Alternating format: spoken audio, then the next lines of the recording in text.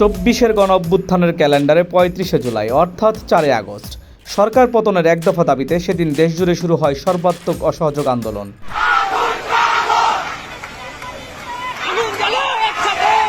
রাজধানীর পাশাপাশি বিভাগীয় শহর রাজশাহী নগরীও পরিণত হয় আন্দোলনের অন্যতম কেন্দ্রবিন্দুতে।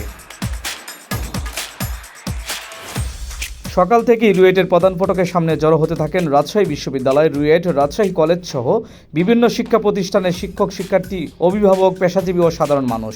হাতে জাতীয় পতাকা, প্রতিবাদের প্রতীকী কাফনের কাপড়, রাজপথ মুখর হয়ে ওঠে এক দফার স্লোগানে। এদিকে শিক্ষার্থীরা ঘরে ফিরে গেলে আলুপট্টি মোড় থেকে আওয়ামী লীগ, যুবলীগ ও ছাত্রলীগের নেতাকর্মীরা রাবি ক্যাম্পাসের প্রধান ফটক অবরোধ করেন। আন্দোলনে সংহতি জানান বিশ্ববিদ্যালয়ের শিক্ষকরাও। শিক্ষার্থীদের দাবি ন্যায়সঙ্গত উল্লেখ করে তারা শান্তিপূর্ণ কর্মসূচি অব্যাহত রাখার আহ্বান জানান। রুয়েট থেকে শুরু হওয়া বিক্ষোভ মিছিল ভদ্রা হয়ে তালাইমারি এলাকায় পৌঁছালে মতিহার থানা পুলিশের সঙ্গে সংঘর্ষ বাধে।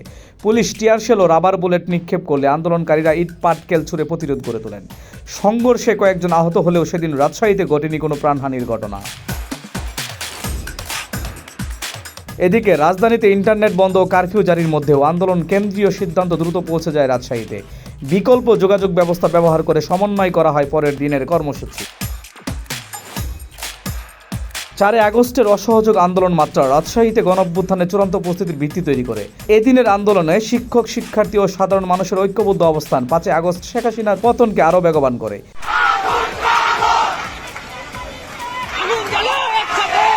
মনির হোসেন মাহিন, স্কাই বাংলা, রাজশাহী।